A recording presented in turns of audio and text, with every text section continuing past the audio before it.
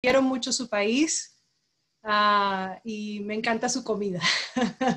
Tengo que decirlo, me encanta su comida.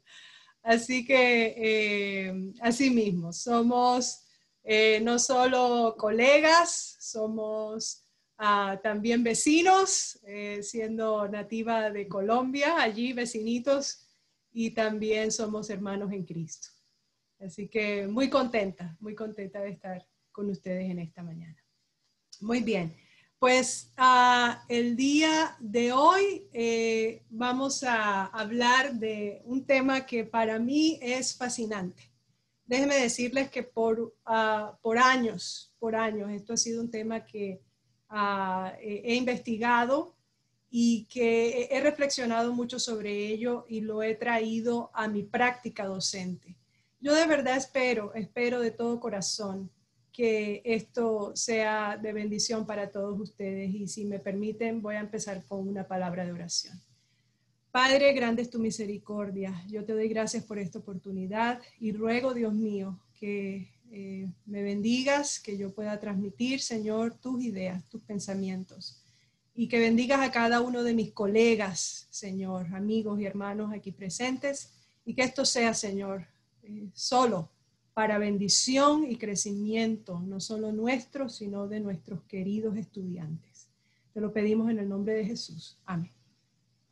Muy bien, voy a compartirles mi pantalla y les voy a estar mostrando algunas ideas que van a ser definitivamente más sencillas de compartir si lo hago de manera escrita.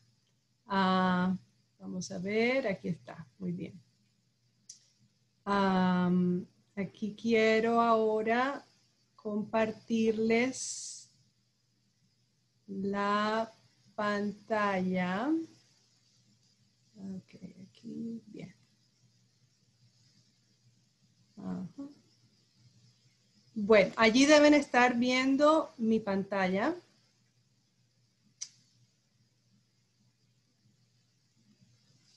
Muy bien.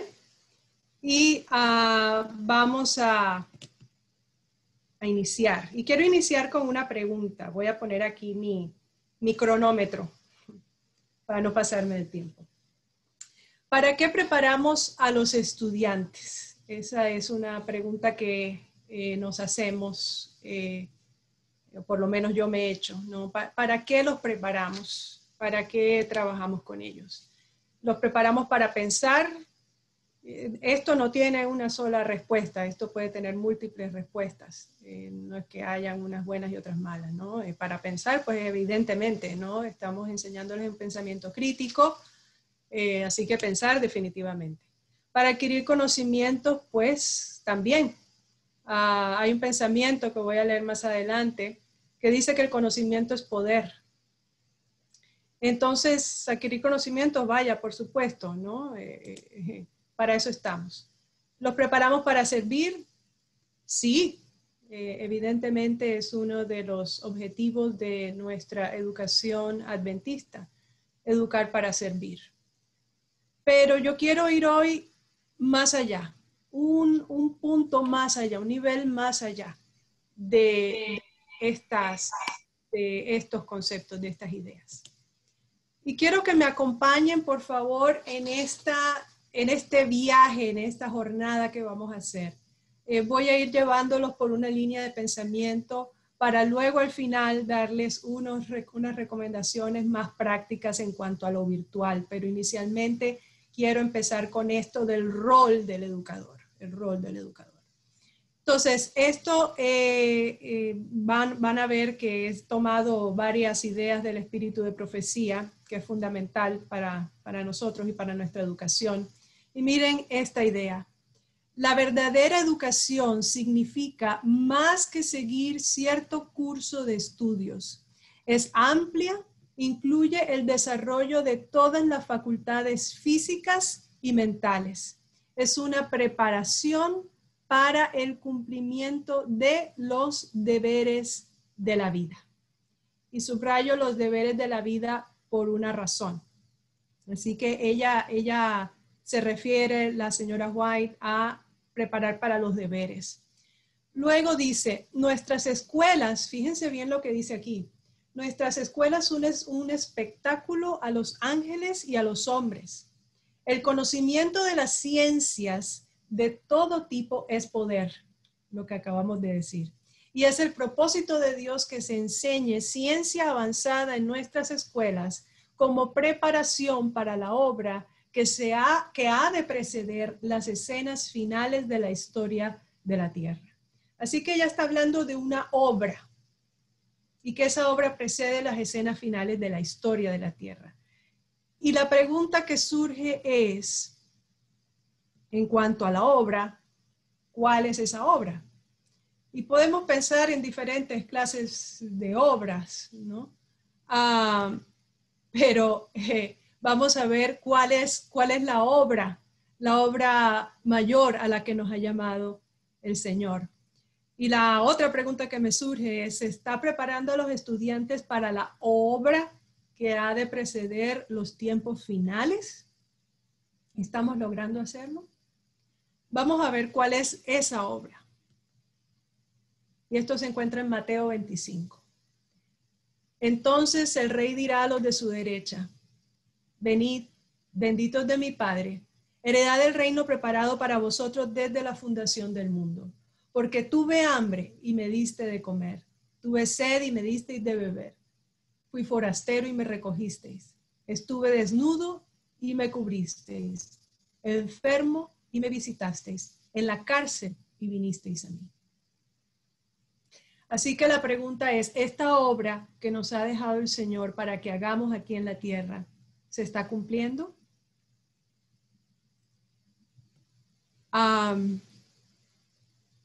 Quiero que me acompañen en esta observación y que me puedan acompañar en esta línea de pensamiento por donde lo voy a llevar. Miren esta observación, qué interesante.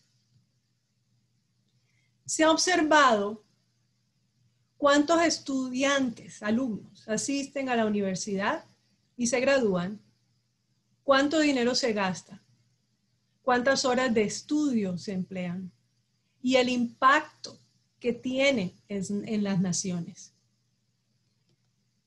Y se ha observado cómo es esto. Llevo un buen tiempo mirando estos fenómenos. En los países en desarrollo, históricamente, se ha observado que no ha habido un impacto profundo, un impacto que cambie las naciones y que los países son cada vez más pobres. Estoy hablando de los países en desarrollo. ¿Qué pasa con los países desarrollados? Se ha observado históricamente que ha habido un impacto extraordinario en el avance de las naciones. Así que surgen dos preguntas. ¿Por qué las universidades latinoamericanas están llenas de alumnos y los países tienen más pobreza? Como les digo, yo vengo de Colombia, yo sé de esto, de lo que les hablo, y evidentemente es algo que no es un secreto para ninguno de nosotros. ¿Por qué es que eso sucede?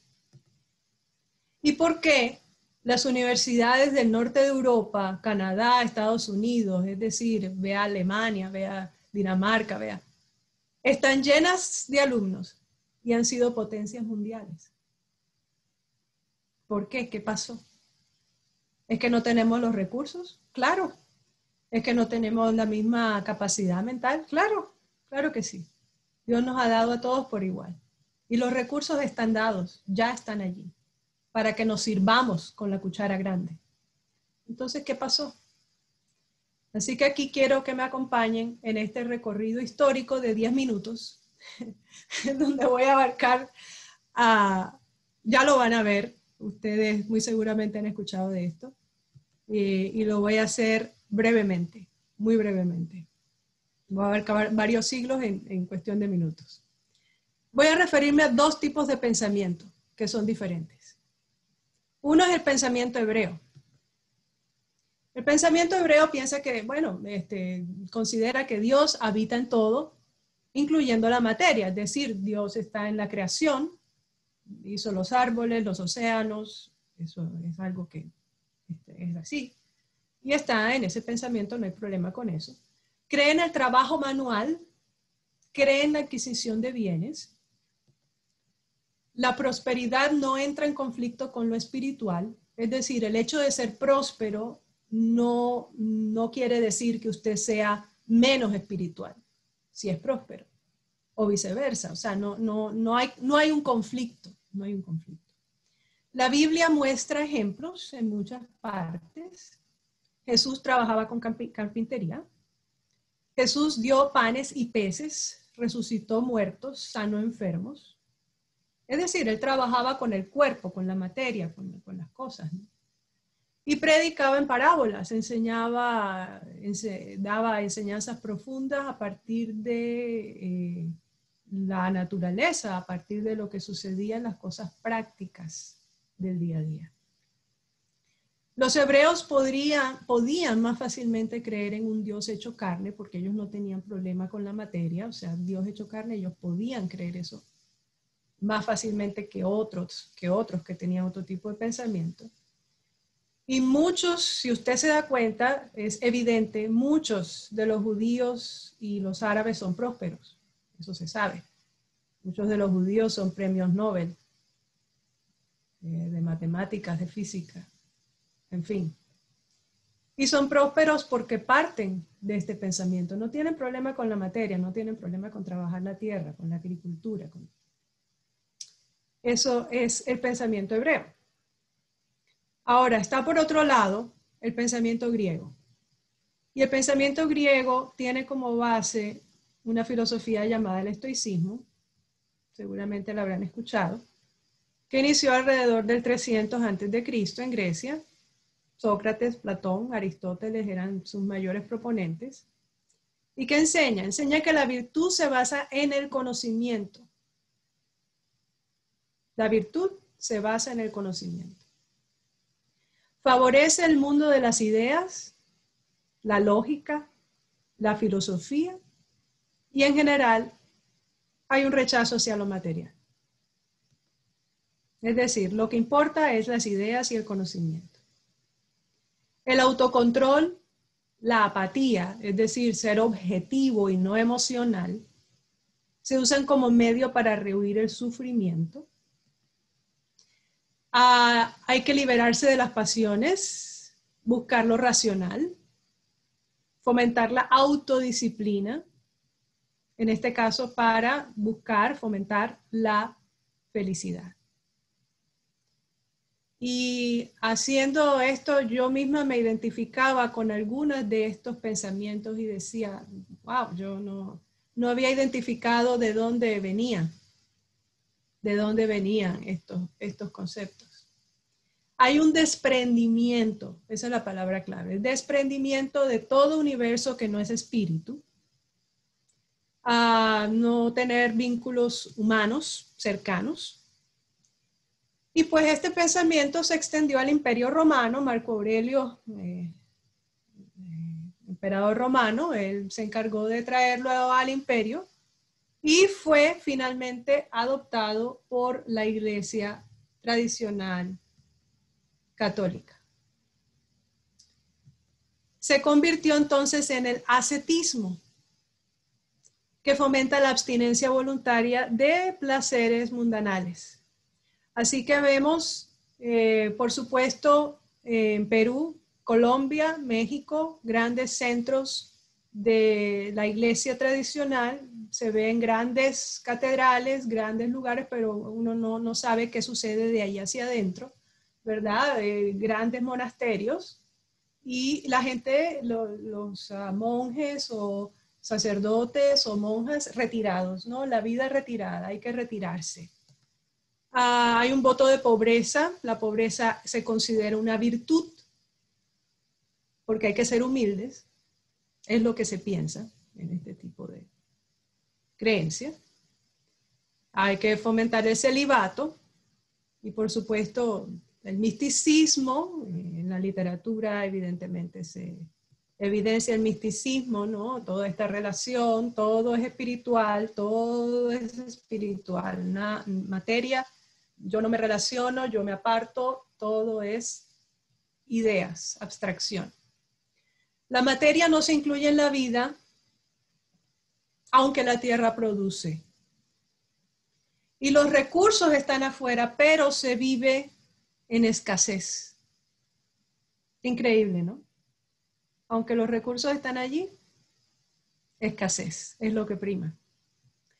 Los cristianos del primer y segundo siglo, los padres de la iglesia, fueron de pensamiento estoico, que fue a lo que se le llamó neoplatonismo. Tomás de Aquino fue un gran proponente, también se le llamó tomismo.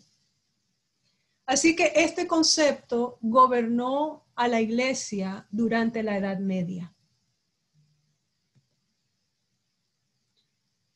Vamos ahora a nuestra realidad. ¿Cómo ha afectado esto a los países latinoamericanos?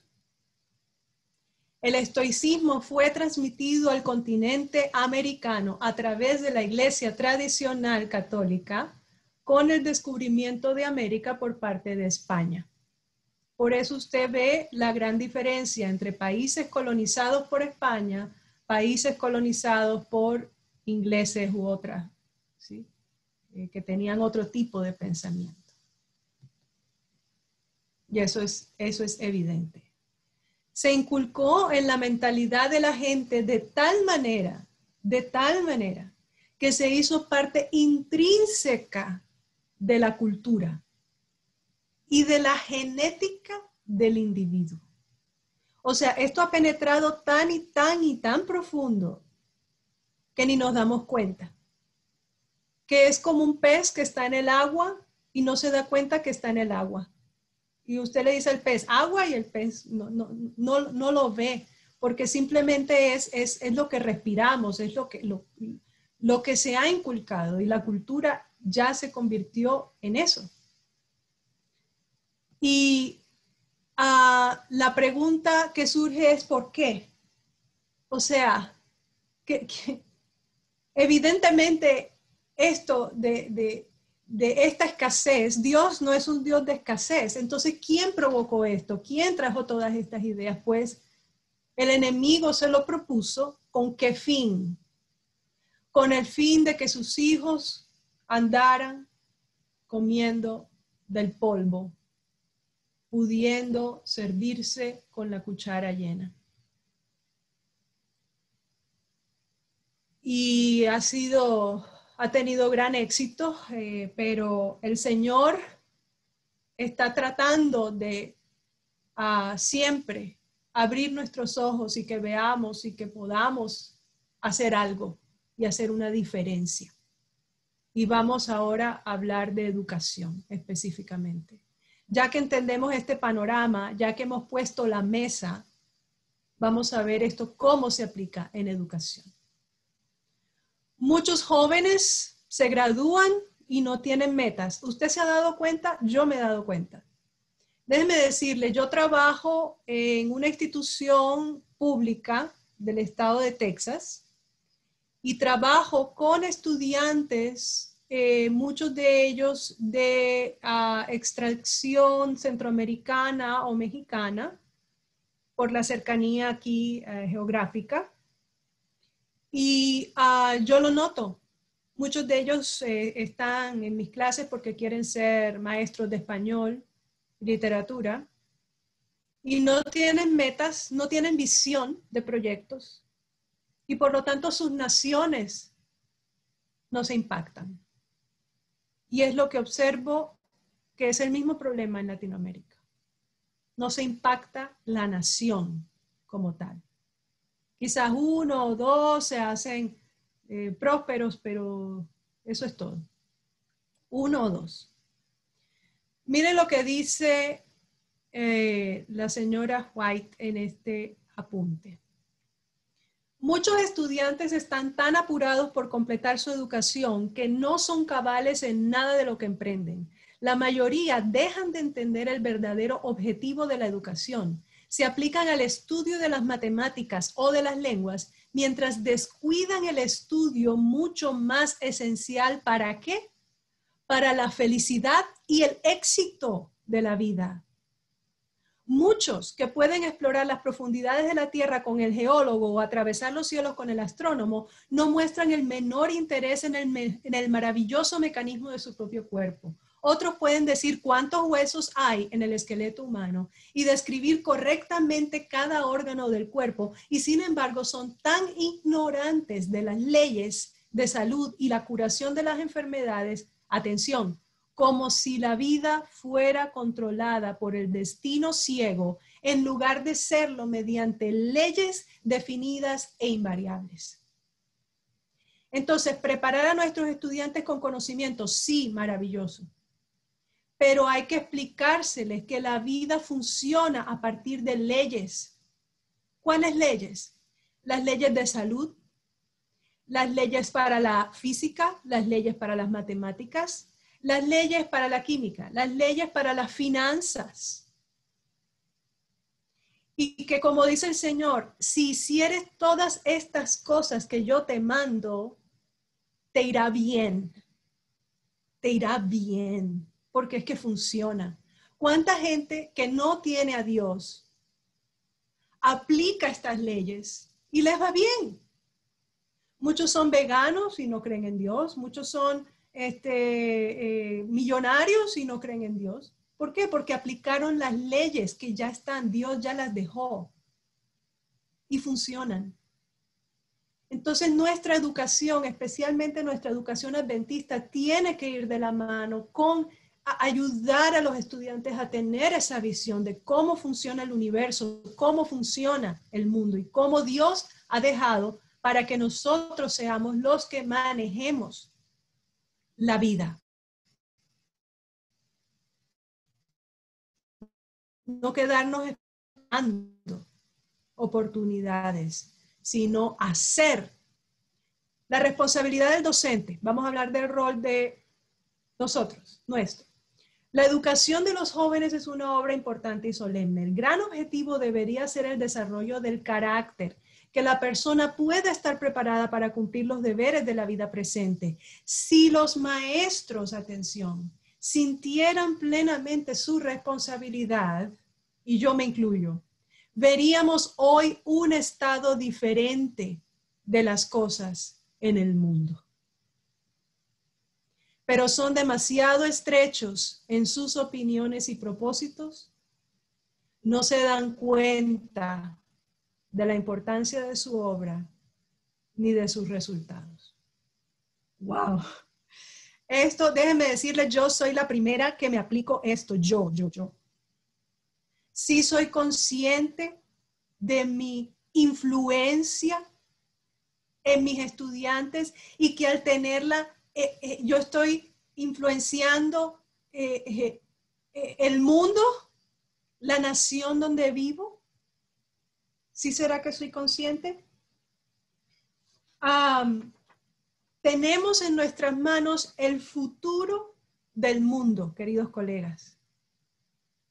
El futuro del mundo está en nuestras manos. Tenemos mentes allí con nosotros, gente que hay que ayudar, moldear e inspirar.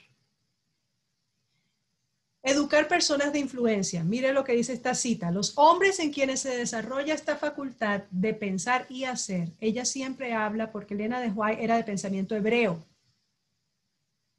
Ella siempre habla de pensar y hacer.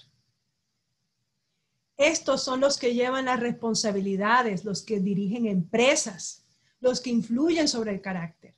La obra de la verdadera educación consiste en desarrollar esta facultad, en educar a los jóvenes para que sean pensadores, acuérdense, pensar y hacer, y no meros reflectores de los pensamientos de otros hombres. En vez de jóvenes educados pero débiles, las instituciones del saber deberían producir hombres fuertes. ¿Para qué? Para pensar y obrar. Hombres que sean amos y no esclavos de las circunstancias. hombres que posean amplitud de mente, claridad de pensamiento y valor para defender sus convicciones.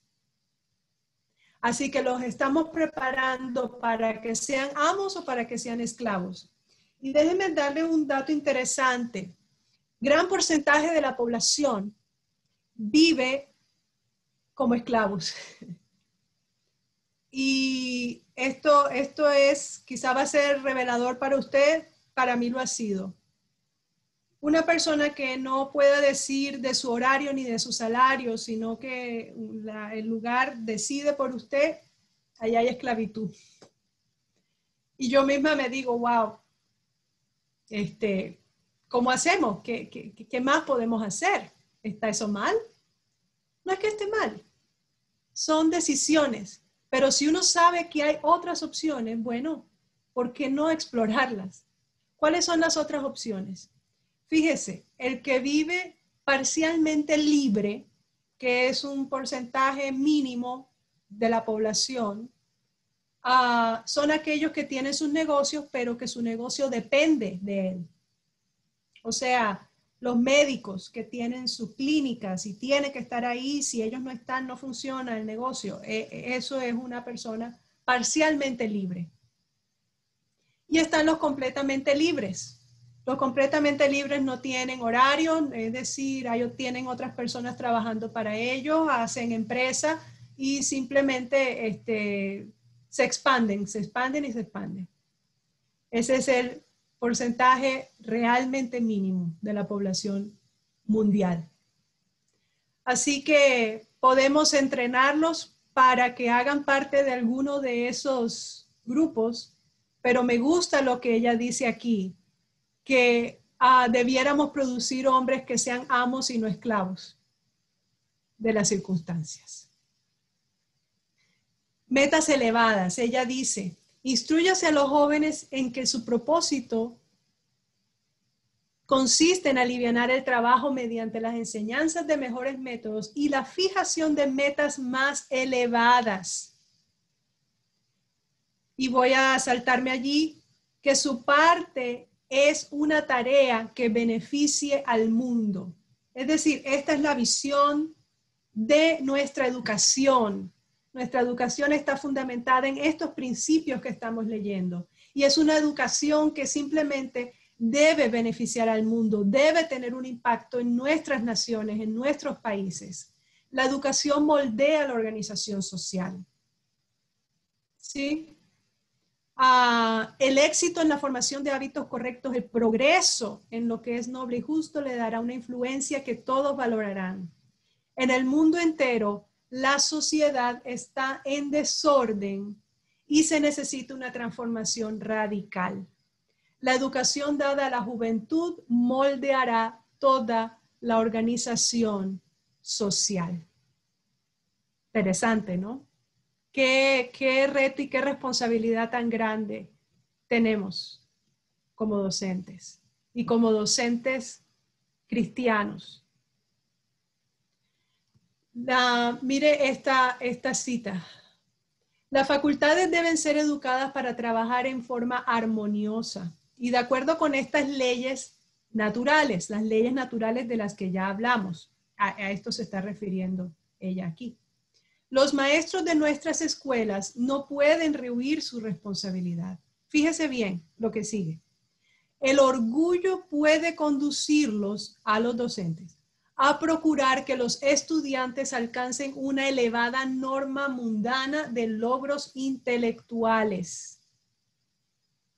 Pero cuando se viene a las adquisiciones sólidas, a las que son esenciales para capacitar a hombres y mujeres para las emergencias de la vida práctica, tales alumnos solo están parcialmente preparados para hacer de la vida un éxito.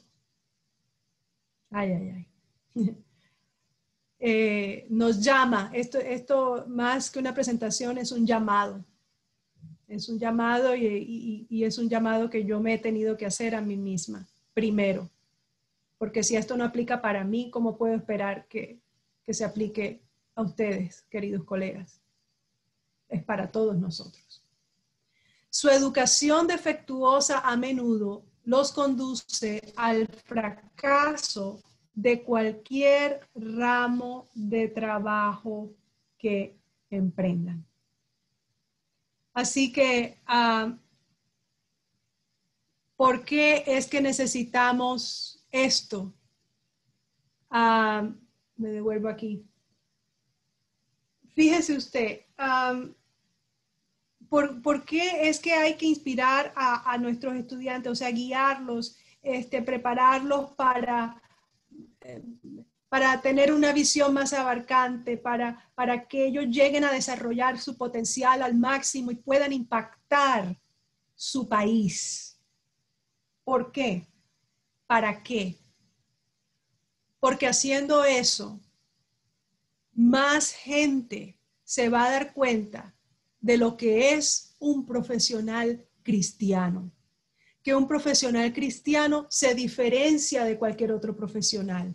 Que un profesional cristiano está buscando tener un impacto en su comunidad, en su sociedad, pero no solo a escala pequeña, sino a grande escala.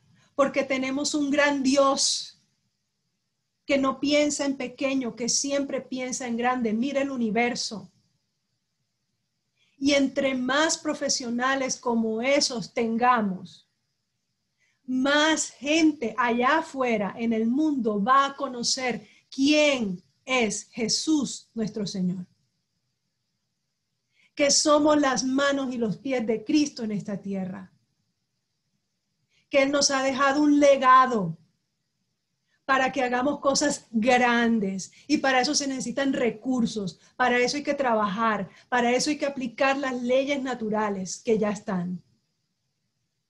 Y así vamos a tener un impacto en el mundo, así el evangelio se va a reproducir, no tanto por lindos discursos. Los discursos son lindos, son maravillosos y son necesarios, sí, en ocasiones, pero no solo con eso.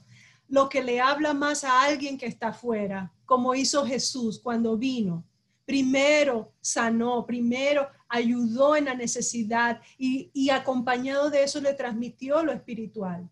Y así nosotros que les demos de comer, que les demos de beber, que los vistamos, que los visitemos, pero en grande, en grande, en grande. Pero todo depende de si lo creemos y si creemos que se puede hacer. Miren, esta cita me encantó. Ella habla de inspirar a nuestros alumnos a apuntar alto. Ella les hace una pregunta y este es un punto que nos sirve a nosotros. ¿Cómo podemos inspirarlos a ellos? ¿Qué podemos hacer con ellos? Hágale preguntas. Recuerde que ese es el método de Jesús, hacer preguntas. Hágale preguntas. Por ejemplo, ¿cuál es el blanco y el propósito de tu vida? ¿Qué quieres ser? ¿Qué quieres hacer? ¿Cómo te ves? Si no se lo preguntamos nosotros que estamos en educación, ¿quién se lo va a preguntar? Muchas veces tus padres en su familia, nadie les pregunta esto. Entonces, ¿quién sino nosotros? ¿Ambicionan una educación a fin de tener un renombre y posición en el mundo? ¿Han pensado lo que no se atreven a expresar, de que un día puedan estar en la cima de la grandeza intelectual, que pueden sentarse en los concilios deliberantes y legislativos y ayuden a dictar leyes para la nación? ¡Qué maravilla! Y ella dice, agrega, no hay nada de malo en esas aspiraciones. Antes ella llama a que eso se haga. Cada uno de ustedes puede dejar su huella, pero el que no hizo nada, no hizo nada. Pudiendo hacer mucho, todos podemos hacer mucho. No deberían conformarse con logros insignificantes. Ayudar en la comunidad, ayudar al vecino, eso está lindo, maravilloso, hágalo. Pero no piense que ahí se acabó. que porque ayudamos al vecino ya y que Dios ya está contento. No, Él nos ha llamado a sanar, a dar de comer, pero es en grande, es teniendo impacto. Y ella dice, apunten alto y no escatimen esfuerzos para alcanzar esa norma. Y esto me emociona a mí, me emociona a mí. Yo les comparto un poco de mi experiencia trabajando con estudiantes. Ellos, como les decía, muchos no tienen, voy a parar un momentito aquí porque quiero hablarles así, bueno, cara a cara. Fíjense lo siguiente, muchos estudiantes yo noto, como les decía ahorita, no tienen metas, no tienen ideales, simplemente porque no creen en ellos. Y cuando uno ve el potencial, yo he tenido estudiantes que en este país no han tenido referentes, es decir, cuando me refiero a la palabra referente, quiero decir ejemplos en sus familias, muchos de ellos son los primeros que están estudiando en la universidad.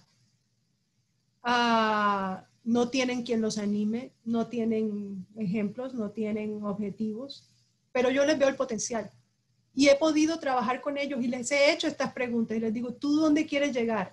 Yo quiero ser profesor universitario. Bien, pero es que eso es muy difícil. No, pero es que no tengo dinero. Espérate, el dinero está allí. Hay recursos, hay formas, hay maneras. Y he tenido estudiantes, tengo en este momento un estudiante que ya se graduó hace un par de años y lo animé a que hiciera su maestría. Y este estudiante, sin papeles, no tener papeles en este país es un problema grande y serio. Pero es un estudiante, un muchacho joven que simplemente quiere salir adelante. Y se metió a hacer su maestría. Y acá hay muchos recursos. Si eres ciudadano, te dan dinero, pero este muchacho no es ciudadano. Y este muchacho trabajando como mesero, largas horas, se ha pagado sus estudios. Y ese muchacho hoy, este semestre, está terminando su maestría. ¿Por qué? Porque algún día en clase yo hablé con ellos y les dije, ustedes, ¿hasta dónde puedes llegar? ¿Hasta dónde crees que puedes llegar? Y solo con esa pregunta se les abrió un mundo de posibilidades. Y varios, este es un ejemplo de varios que han seguido esa ruta y están haciendo sus maestrías y hoy hablan conmigo, me dicen, mira, compré casa, fantástico, qué maravilla. Sí, y voy por el doctorado. Y yo digo, amén, sigue adelante, porque esa es la manera que tú vas a impactar a tu comunidad, vas a impactar a tu familia, los vas a ayudar económicamente y ellos a su vez van a poder ayudar a otros y así sucesivamente es una cadena interminable. Y tenemos ejemplos en nuestra iglesia. Ben Carson, si conocen su historia, Ben Carson salió de un lugar muy pobre de aquí de Estados Unidos y era malísimo en la escuela, le iba supremamente mal. Y finalmente su mamá lo animó, no sé si han visto una película que anda por allí, Manos Milagrosas, sacó un libro también. Y se dio cuenta que era inteligente, se dedicó a estudiar y llegó a ser uno de los neurocirujanos más importantes, el primero que hizo una separación de siameses, si no estoy mal fue el primero, o uno de los pioneros en separarlos, y hoy en día es el secretario de Vivienda y Desarrollo Urbano en la Casa Blanca. Entonces la pobreza no es excusa. Porque Dios a todos nos ha dejado recursos, a todos nos ha dado dones. Es cuestión de saber aplicar las leyes de la vida, los códigos que ya están, Dios los dejó ya para que los implementemos. El problema está en la mente, en las influencias que hemos recibido y que ni siquiera nos damos cuenta que están ahí.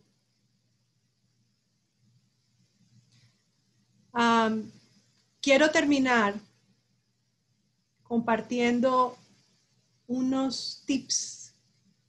Esto ya es algo un poco más práctico. Bueno, todo es práctico, pero digamos algo más en el salón. ¿Cómo lograr esto en un modo virtual? ¿Qué problema? Pero es problema dependiendo de si usted lo ve como un problema o como una oportunidad. Algunos tips. Esto es parte de mi investigación y hay una fuente de la Universidad de Harvard donde encontré algunas de estas recomendaciones. Entender nuestra posición de influencia es lo primero. Liderazgo y misión abarcante. Si usted se sabe líder, y todos somos líderes, y la gran influencia que tenemos sobre nuestros jóvenes, entonces vamos a lograr mucho. Pero eso es lo primero, entenderlo, ser conscientes. Ser conscientes de las herramientas tecnológicas de cada estudiante. Hay estudiantes que ustedes lo saben muy bien, yo también, que no tienen las herramientas necesarias. Hay que ser conscientes y ver cómo se les ayuda a esos estudiantes, no dejarlos atrás, ver la manera como se trabaja con ellos para ayudarlos a tener éxito. El punto es que salgan adelante, que salgan adelante. Como educador, debe ser sensible al punto donde se encuentra el alumno psicológicamente por causa de las dificultades por la pandemia. Estamos pasando tiempos de crisis, así que ayúdele bajando el nivel de estrés. Lo importante es que usted no esté estresado, que usted no esté preocupado, que usted sepa que va a salir bien, se está preparando para sus clases. Bien, ánimo, siga preparando y tenga en consideración la situación de los alumnos también. Me gustó esta recomendación, por eso la coloqué aquí. Preguntarles durante la sesión cómo se encuentran. Un par de minutos, ¿cómo están? Que ellos mismos puedan decir cómo están. Y eso va a preparar el terreno para que ellos entonces puedan recibir la información que usted les va a compartir. Son técnicas simples, sencillas, que muy posiblemente usted ya las ha escuchado, las sabe. Esta me gustó mucho. Establezca estrategias de construcción del sentido de comunidad. Acuérdense que estamos trabajando con jóvenes. Para los jóvenes es muy importante sentirse parte de un grupo, sentirse parte de una comunidad. Y eso los va a ayudar en su aprendizaje, eso los va a ayudar a desarrollar esa visión de la vida. ¿Cómo se puede lograr esto? Relaciónese con su grupo. Use el video, use los chats para interactuar con ellos, que ellos tengan sus cámaras encendidas y puedan participar. Que no sea uno siempre hablando, que ellos puedan tener su participación. Si ellos notan que importan, se verán más inspirados a tener ideales altruistas. Si ellos notan que importan. Sesiones de clases teóricas más cortas. Está comprobado, en esto virtual no se puede tener mucho contenido. Hay que cambiar, hay que cambiar. Así que proveer contenido de diversas maneras, cambiando de actividad cada 20 minutos. Es lo recomendable que si usted puede tener un video, muestre el video, luego usted hable, luego que ellos participen, para que entonces usted los tenga ahí participando activamente. Es la recomendación. Cree una cultura efectiva para su clase virtual, una cultura. Y en esa cultura la comunicación es fundamental. Una cultura donde usted se comunica, donde el estudiante sabe cuáles son las expectativas de la clase, sabe qué es lo que tiene que hacer, porque lo que hace que ellos entren en estrés es no saber, que se pierden. Y yo sé que es difícil, yo sé que toma el estar comunicándose con ellos, es así, pero hay que comunicarse con ellos constantemente para que esa cultura sea efectiva. Este semestre pasado tuve esa oportunidad, ya empezamos a hacer las clases virtuales también aquí, me imagino que allá también, por la pandemia. Y yo tenía sesiones individuales con estudiantes, acá usamos Zoom, y pues a partir de allí, yo sé que allá pueden usar Google Meets, por ejemplo, teníamos sesiones individuales, allí yo hablaba con los estudiantes y los trataba de inspirar y de ayudar en sus proyectos de vida, en sus proyectos de vida. Entonces nuestro rol es muy abarcante y va mucho más allá, si queremos y si aceptamos el llamado. Hago una integración del contenido académico con proyectos que impacten a la comunidad. Y en este tiempo, ¿cómo se puede impactar a la comunidad? Bueno, hay encuestas virtuales, hay maneras. Se pueden hacer trabajos grupales, se puede usar Microsoft Teams, en fin, hay un sinfín de recursos, pero lo importante es que se les esté ayudando a ellos a pensar. Hay una expresión en inglés que se dice pensar fuera de la caja. Think outside the box, o sea que no, sino ayudarlos a cómo lo que estoy aprendiendo lo puedo aplicar, qué proyectos puedo desarrollar. Recuerden la cita, que ellos sean amos y no esclavos. Evaluación que tenga en cuenta la visión del alumno para desarrollar proyectos, o sea que estos proyectos se incluyan en la evaluación, que tengan nota, que pesen. También convertirnos nosotros en un referente. Muchos de ellos, como les comentaba y como ustedes saben muy bien, no tienen referentes, no tienen ejemplos en sus casas. Entonces, que nosotros seamos ese referente para ellos, seamos ese ejemplo, ¿sí? Y dicen, pues, ¿qué puedo yo hacer? ¿Cómo puedo? Bueno, simplemente usted inspirarlo ya es un referente. Con lo que usted ha hecho, con su vida, con sus logros, ya usted es un referente. Si usted está enseñando en esta universidad, es porque usted es muy valioso, tiene mucho que aportar y ya usted es un referente. Entonces, que ellos logren identificarlo a usted como un referente, como un ejemplo. Muy importante, porque muy seguramente muchos no tienen otro, sino nosotros. Y esa es una realidad. Confíe en sus estudiantes, crean ellos. Ellos identifican muy bien cuándo uno en realidad les está hablando de corazón y cuándo es una cosa que no. Si usted cree en ellos, ellos lo van a notar. Lo van a notar. Y se van a dar cuenta. Así que crea en ellos. Cuando les diga, mira, tú puedes hacer grandes cosas, crea que es verdad. Porque es verdad. Todo depende de él. Y si ellos hacen de Dios su guía y aplican estas leyes, pues van a lograr muchas cosas. Todo está en que se les inspire y se les ayude. Ese es un primer paso. Esta cita no es una cita, este pensamiento. Se los comparto. El individuo no puede llegar más lejos de lo que cree.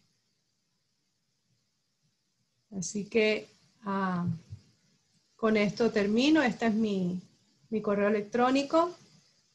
Si alguien quiere escribirme, a la orden, allí me pueden encontrar fácilmente.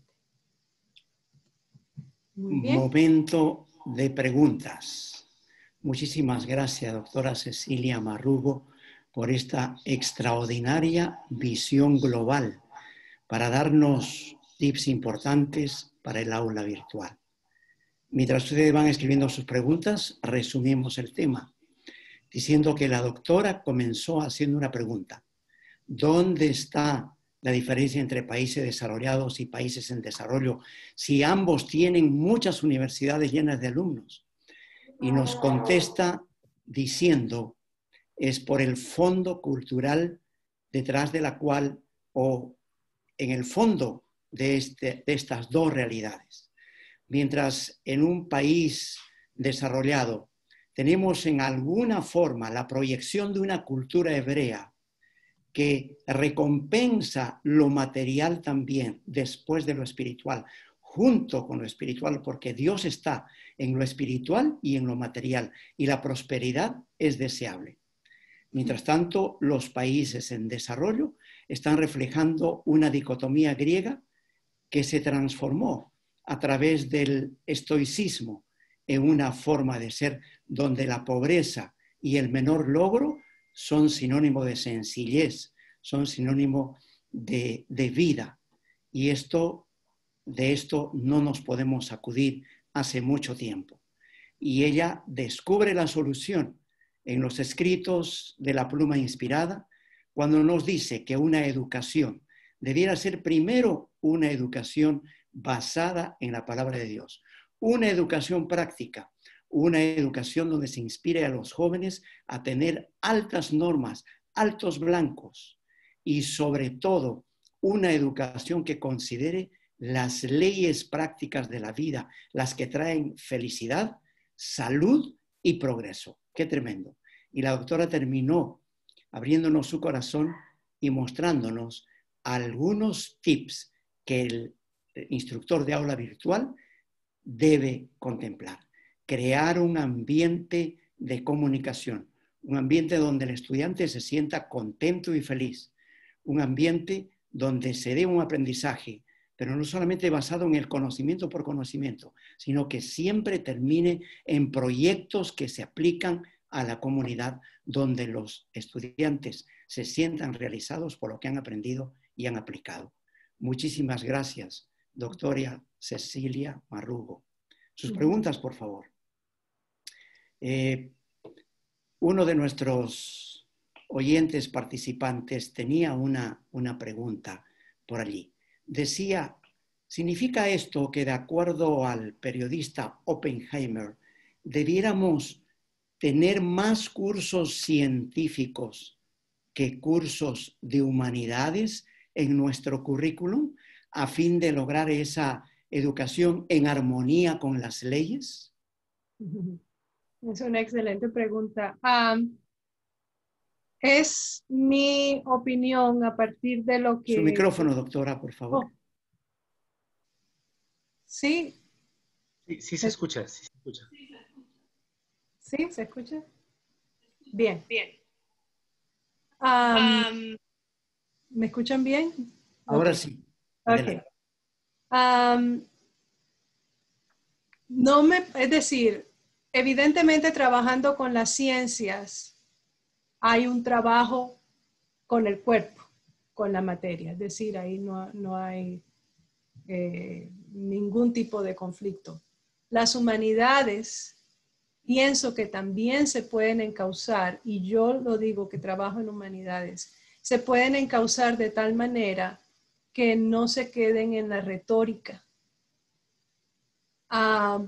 Porque nuevamente esa ha sido la influencia de este pensamiento, que nos quedemos en el mundo de las ideas, y el mundo de las ideas no tiene el impacto al que Dios nos ha llamado, ¿verdad? Que tengamos en el mundo. Así que, ¿qué hago yo?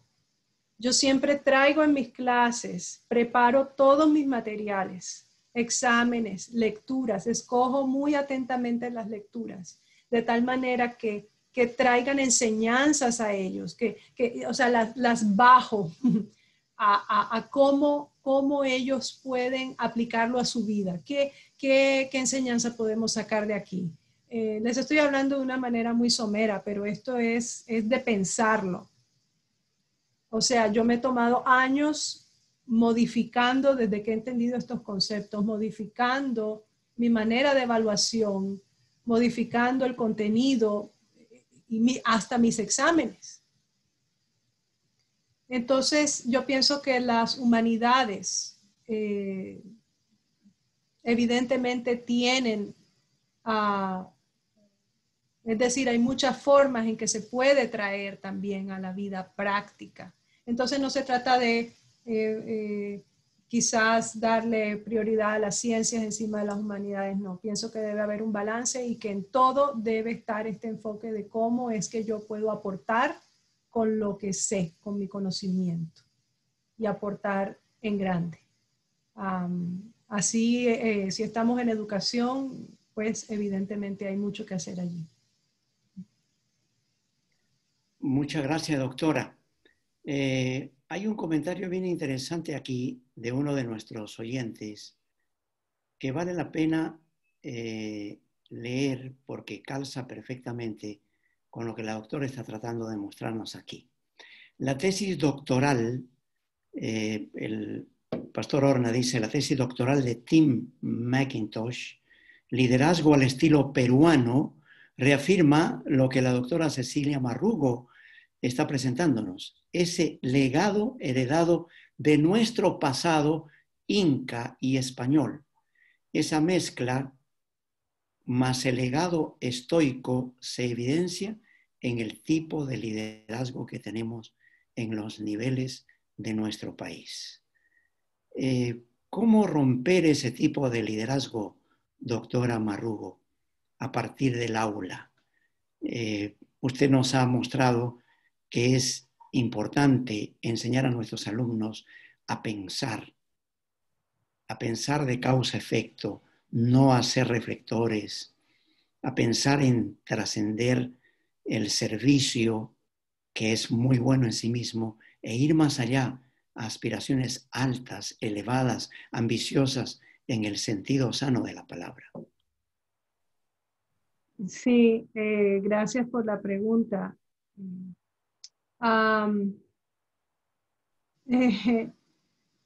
Fíjese que hablando de nuestra realidad, que estamos en salones de clase, ¿se cambia el mundo desde un salón de clase? Sí. ¿Cómo? 1 a 1. 1 a 1. Si con lo que usted preparó, si con lo que usted, el propósito que usted ahora o siempre ha tenido en mente de ayudarlos a salir de ese cascarón, ¿verdad?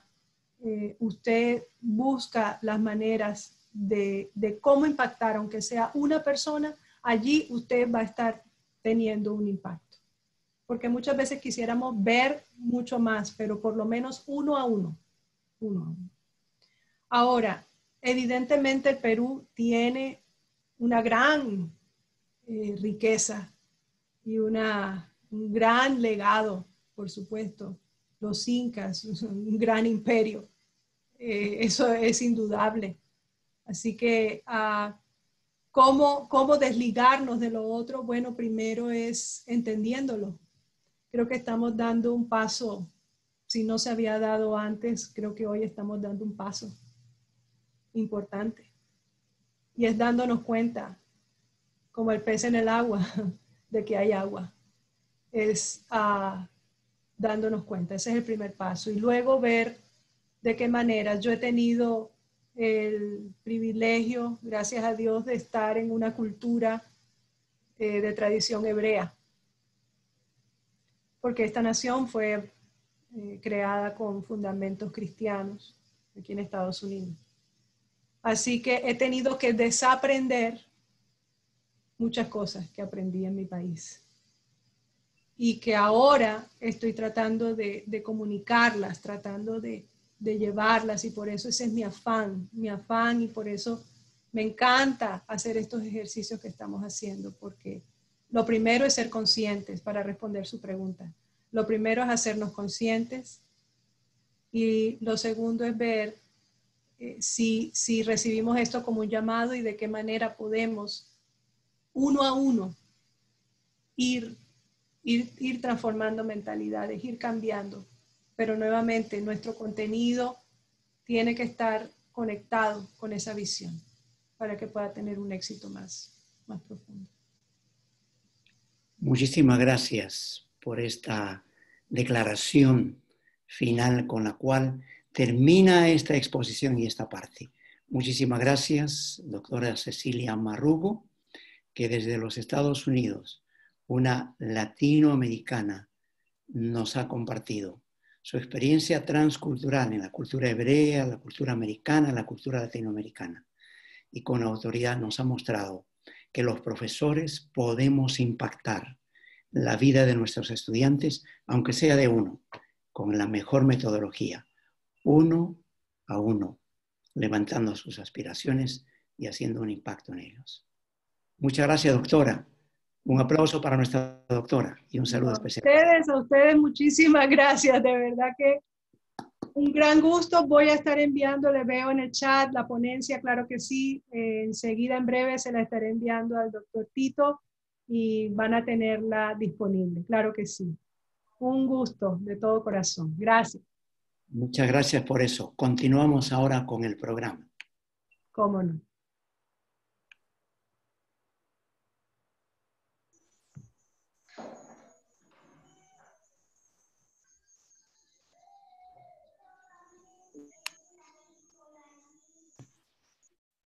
Vamos. Muy bien.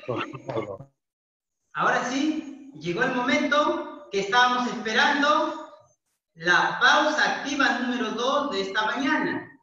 Y